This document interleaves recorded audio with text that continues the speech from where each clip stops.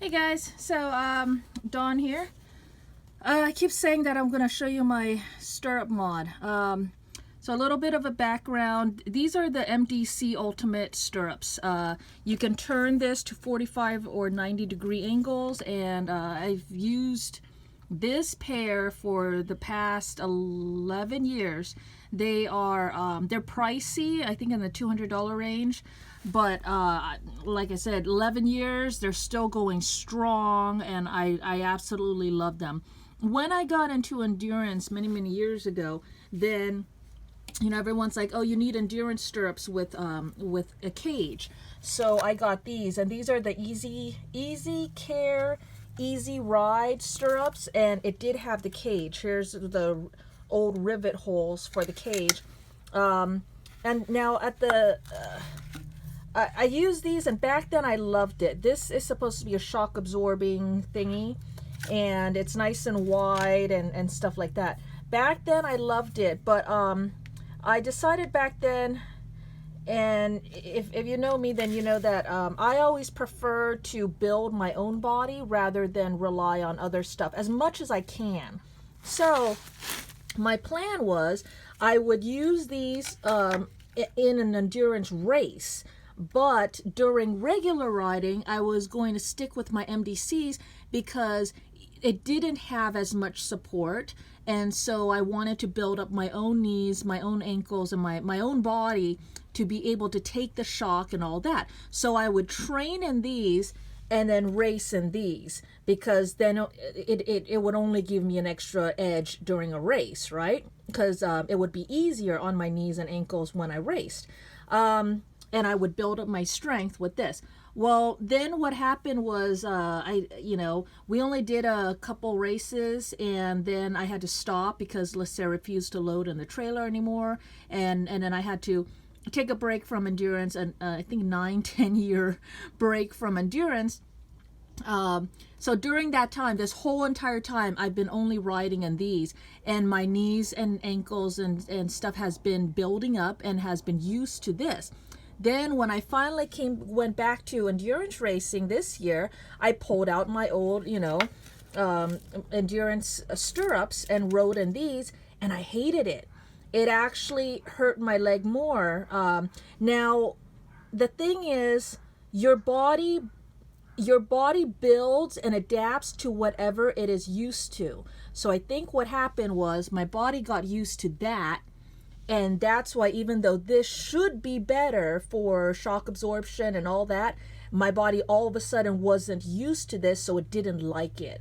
I had the cage on it, and my leg was hurting. So then after the race, I took off the cage and I rode in these without the cage, because what it felt like was that my foot was in here, and the cage in front made it so I couldn't really shift my foot around, which meant my foot kind of had to always stay in the same position. One of the things that helps your feet during riding is to be able to keep moving in the stirrup. So what I liken it to is standing for 3 hours and never lifting your foot off the ground. Just standing there, for 3 hours is gonna hurt more possibly than walking for 3 hours, because when you're walking, then you're changing positions, you're changing where the weight falls and stuff like that. If you're standing and you never lift your leg for 3 hours, everything stiffens up, there's no circulation, and you stock up and stuff like that, right? When you're walking, then you're actually still promoting circulation, and there's not pressure in one spot all the time. So in these stirrups, I'm not walking, obviously, but I'm able to move my foot around. I can move it over here. I can put my foot further in the stirrup, or, hang it off, drop my heel and stuff like that. And I have a lot of room to play around and move my position, constantly change my position. Sometimes I lean on this side, and I actually have my foot leaning up against here, and then I'll move it to here, and I'll just keep shifting positions. This one with the cage, then it basically locked my foot into one spot. So my entire foot base was feeling that pressure, and I don't know, that's my best explanation. So what I did for this is the MDC stirrup, and it only goes to here.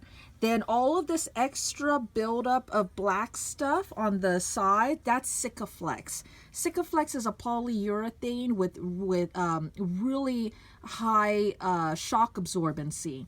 So I built it up with Sikaflex on either side, basically to make it a bigger, wider base.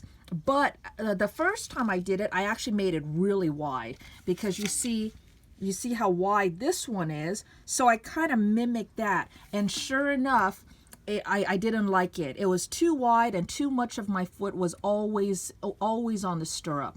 But what I did like is that I definitely noticed a shock absorbing quality about it.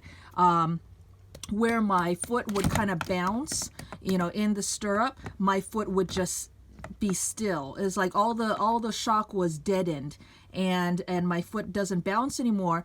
But it also kept it really, really still, which kind of then hurt, because it's too much static pressure on the bottom of my foot. So the nice thing about Sikaflex is that you can shave it down. You can shave it down with a Dremel and stuff like that. So I shaved it down and made it thinner. And this seems to be a good thickness, about a finger thickness on either side, just adding about a finger thickness on either side. And that made it so it's the best of both worlds.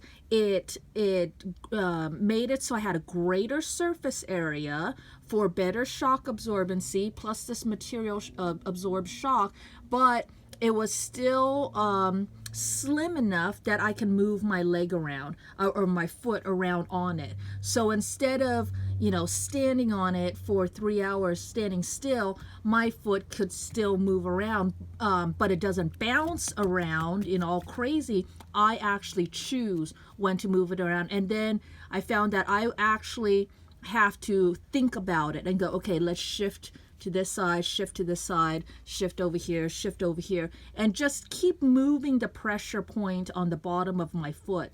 And it's been working great. What I did was, the first when I was testing it, I only did this mod on one stirrup, and then the other stirrup I left it stock, and I could totally tell a huge difference. Then when I was certain that this was going to work really well, then I went ahead and did it for the other stirrup as well. And then I had this for the race, and it worked really well. Now, the other thing is, anytime you make changes, stuff like this, you have to get used to it. And that's something my legs still needed to get used to this, because even though it's absorbing shock and stuff, it's changing the mechanics of the shock and stuff like that. So my body still needed to adjust, get used to it, and build the muscles in response to this. But as far as pure shock absorbency and giving me a wider base and stuff like that, wider base, but not so wide that it keeps constant pressure on the same spot on the bottom of my foot. So that's all that this does. And of course, you don't have to use Sikaflex. If you don't want, you can use something else. But I'm giving you the theory behind it of what happened and how it works and stuff. This does add weight. And this is already a heavy stirrup. This is an all-metal stirrup. I happen to like, I think I like the heavier stirrups. I like the weight on there. It does help absorb shock, and I don't know. I like the heavier stirrups. So there is that. But if you don't like weight, then Sikaflex actually does get pretty heavy. And remember, Sikaflex actually takes 7 days to fully cure. So I will notice a day after, it's still super squishy soft. Day 2, day 3, day 4, it gets a little bit firmer. And then this is now this is probably a couple months old now, and it is very, very stiff and dense in there. Also, when I put this on, it does trap some air bubbles in there, and then trapped air bubbles is basically a closed cell design for shock absorbency. So there is that too. But anyways, that is basically my stirrup mod. It doesn't look pretty. If you wanted to, you could build it up really big and nice, and then use a Dremel and really shape it and you know, make it nice and pretty, I guess. I don't really care about pretty, so it works, and I love it. So there you go. Any questions? Let me know. Otherwise, thanks for watching. All right, bye guys.